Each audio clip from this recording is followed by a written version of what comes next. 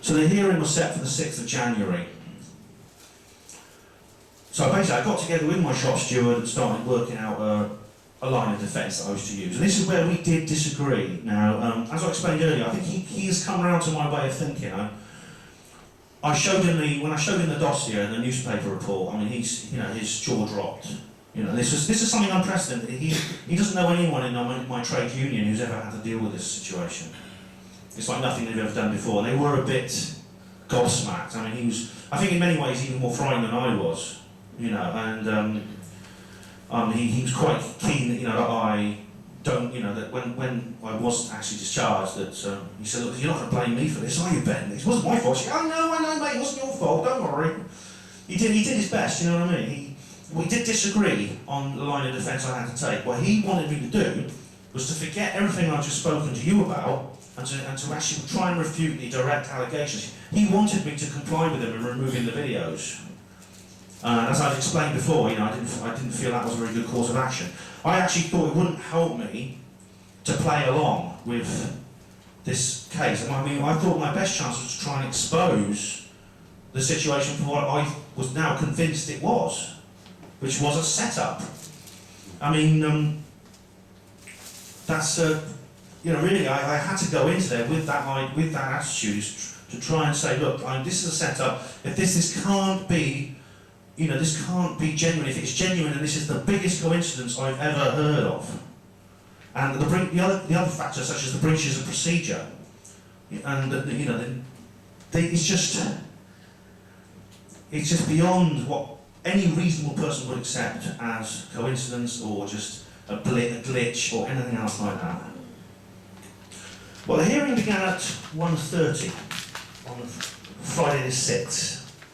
And I sort of walked up to the hospital in my sort of dress uniform and sort of whistling to myself. And the song kept going through my head, Feed the Birds, from Mary Poppins, if you know that. Feed the birds, tuppence a bag. For some reason that song got going through my head.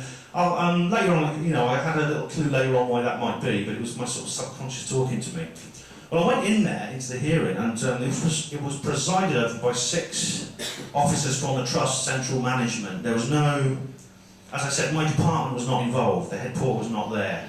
None of my own bosses were there. These were all officers from the Trust Central Management who are appointed directly by the Department of Health. So these are always political appointments, obviously, And I had a strategy in mind immediately. I was going to make sure I avoided eye contact with them at all times. And I sat bolt upright in my chair with my hands clasped in front of me on the table. And the reason for this is because, as you may well know, many people, especially in government service management, are trained in neuro-linguistic programming. And I was very, very careful to protect myself from that. So I just sat there like this. I sat like this the whole time. Just sitting like that. Now, they basically, what they did is they ran through the dossier. They got the prosecuting officer, so to speak, ran through the dossier of the complaint against me. And they asked me to challenge them on each of the points, and I said no, and I said I'd wait till the end, because I wanted to, like I said, I'd already chosen what line of defence I was going to make. And so at the end of that, they asked me to make my case. I'm cutting a long story short, because basically this went on all afternoon. It lasted from 1:30 till 5 p.m. But I basically told them what I just told you. How it just, this seemed to me very, very suspicious, that this so-called complaint had been made against me at that time, in the manner it was, the fact that I was treated as a person guilty of gross misconduct when I had not committed any gross misconduct. And they basically said, when I finished, the chairman turned to me and says, are you not going to make a defence then? And I said, well, this is a defence. He says, no, it's not a defence. All you have done is given me a reason why you can't make a defence. And so I said, but it was, and we had a bit of a circular conversation for a while. And eventually I managed to get them to respond on the points I made. And they said, it's not, a complaint has been made. It's not our job to speculate on the tone of the email that was sent, or how long it was, or how short it was, or the kind of words it used. All we know is a complaint has been made, and our job is to investigate and to deal with it. And they said the same again. They kept saying, "Oh, this is not relevant. Everything you said is not relevant. It's not our job to say how this complaint arrived at a certain point in your life, where it coincides with what else was happening in your life. All our job is to make a complaint. It's to deal with a complaint that's been made." And it struck me, that I actually believe them. I actually realised that. I don't think these guys are behind it. These guys I think it must have come from much higher up. And these guys are just the rubber stampers, And of course, in government services full of these kind of people, these jobs worths and rubber stampers who just carry out whatever the people above them tell them to do. The whole system is dependent on that. It's dependent on this unmoving structure of obedience, of course, which you're all aware about, I'm sure. So he gets in the end, he said, "So you're not going to make a defence then?" I said, "Well, this is, and they seemed to be avoiding the points that I was making and they kept saying they were not relevant.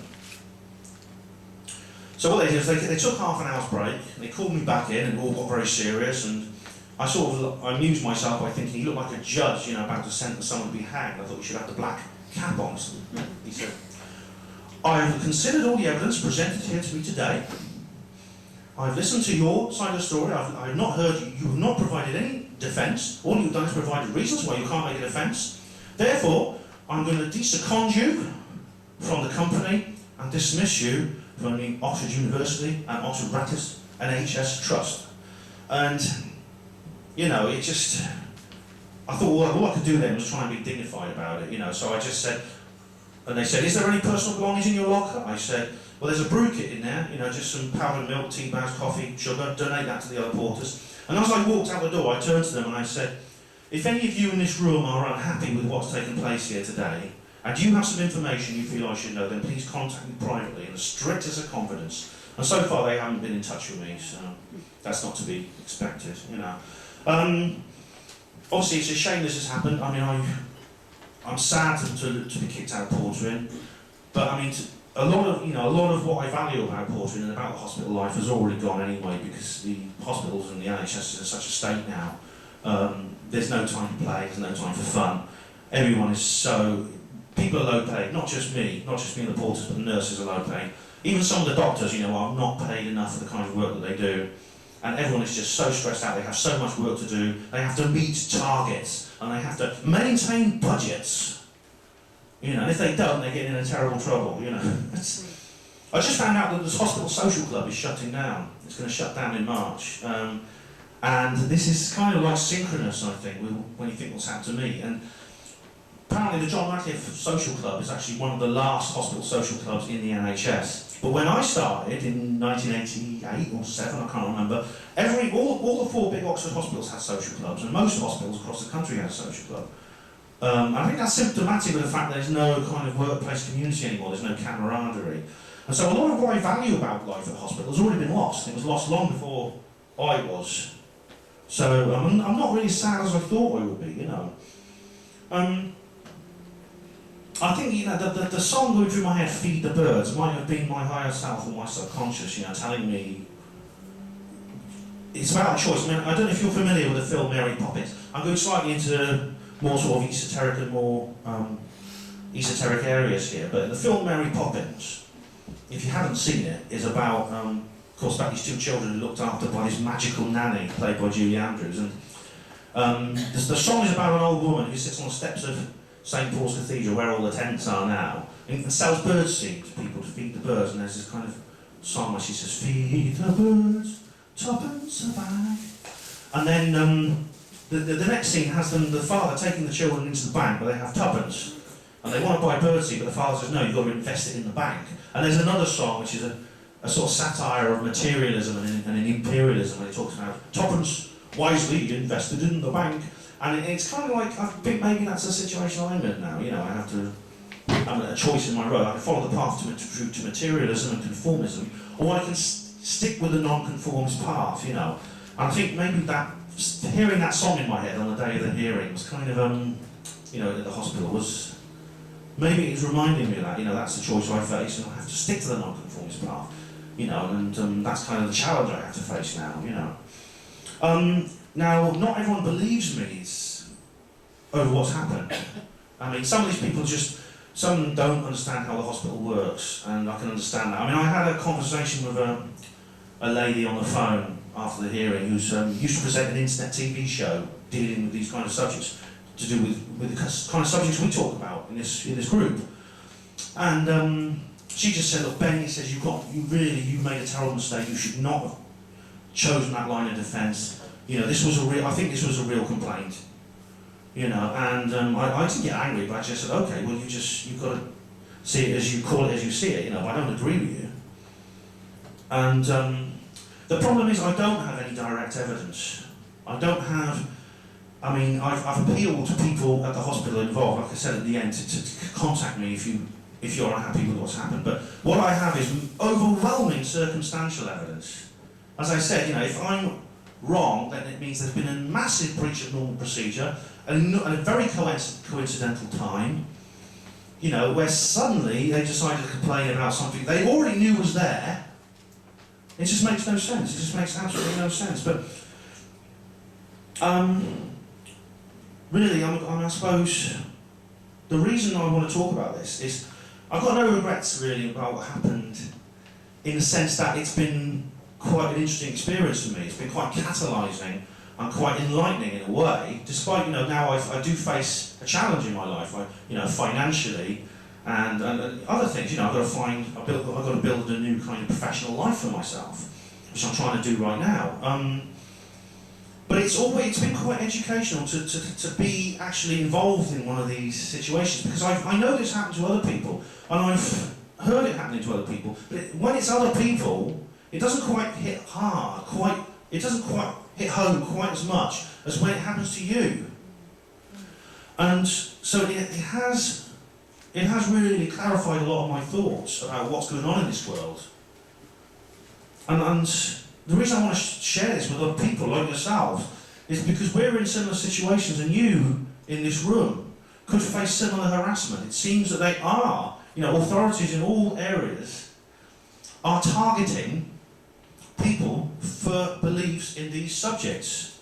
You can hold any conventional political viewpoint you want, and you'll be fine. But if you start talking about these subjects, the kind of subjects we talk about, then they get narked about it. And they don't tell you openly, they don't publicly express disapproval, except taking the piss sometimes with people like George Monbiot and idiots like that, you know, who come on TV and say nasty things about us. But they do it secretly behind the scenes to get you out. And I don't think I'm going to be the only person in this room who's going to be faced with that. Some of you might already have been. In fact, I think I know some of you have been.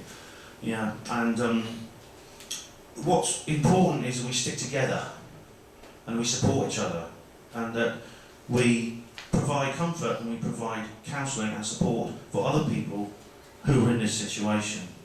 You know, and I'll do that for people. I mean, I don't consider myself a victim. I don't feel sorry for myself. I don't want people to feel sorry for me.